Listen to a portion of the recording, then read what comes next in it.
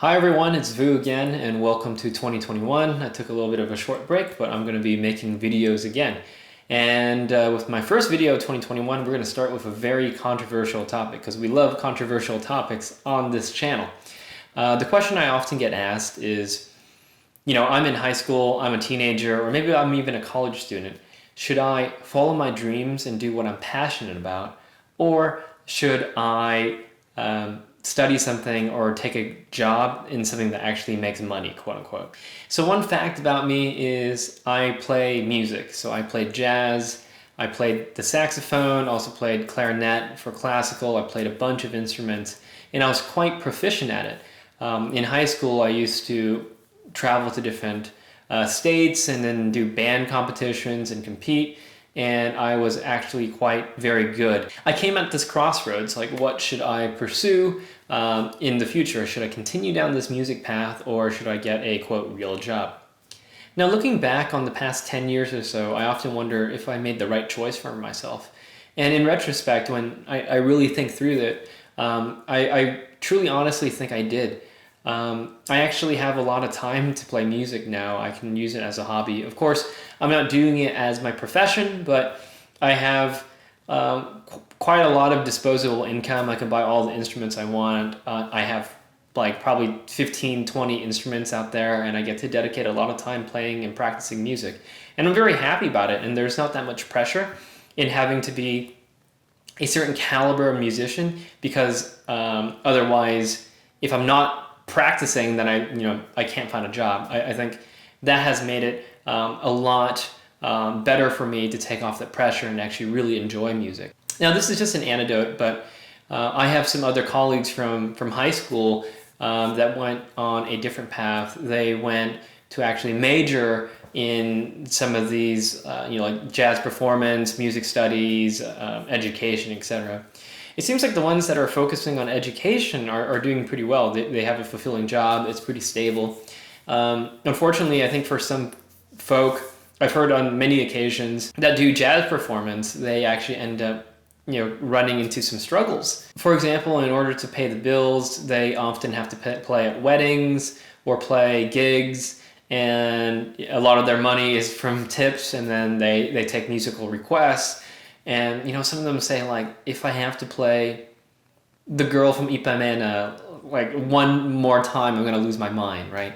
So unfortunately, they thought that they would be able to have this time and that they would love playing music, but unfortunately for some, it feels like music is more controlling them, and they don't actually have that much time to play their own music, which is actually quite sad. So where am I going with this story exactly?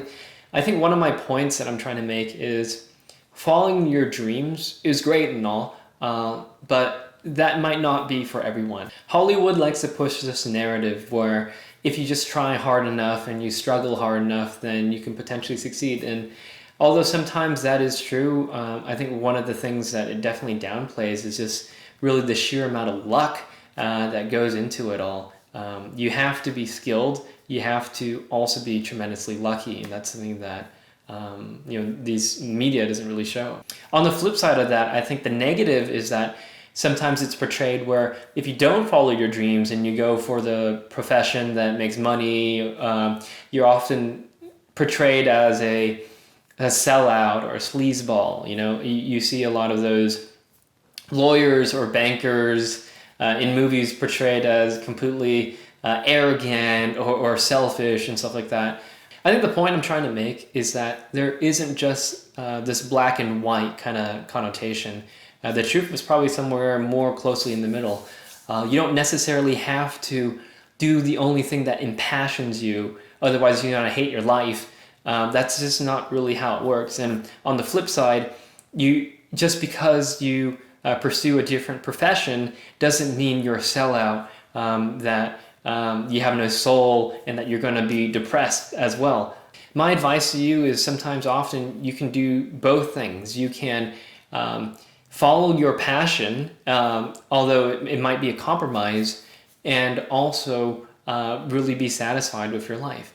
For example, if you really love helping people and working with people, it doesn't always mean you have to be a psychiatrist or a social worker. Although there's nothing wrong with those jobs at all, sometimes we can be short-sighted and narrow-minded in the broad spectrum of what is available in terms of possibilities, right?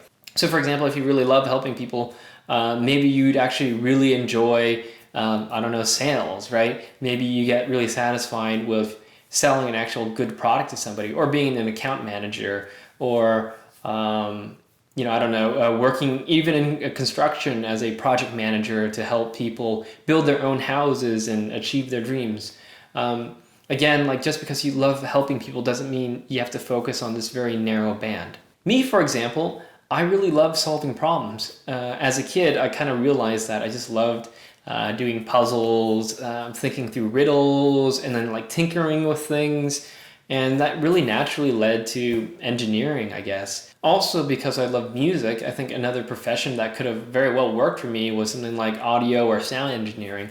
Maybe even in advertising, like videography, something creative, It might not necessarily mean that I love music and have to pursue music. Maybe all that really meant was that I'm a creative person and like creative pursuits, right? So that means I probably could have done ads. Actually, I worked in ads in some time, and it was great. It allowed me to be super creative. So that was a long, rambling video, but I think my points here to summarize is, hey, if you're in high school or you're like just in your midlife crisis and trying to figure things out, just remember that you don't always have to follow your dream.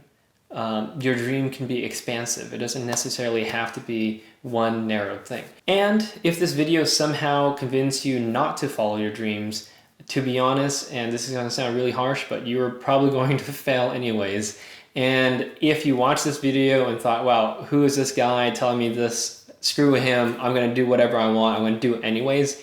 You're probably going to be the type of person that succeeds in doing whatever you're going to do. So I don't know. Take it as you want. That's just my thoughts. Thank you.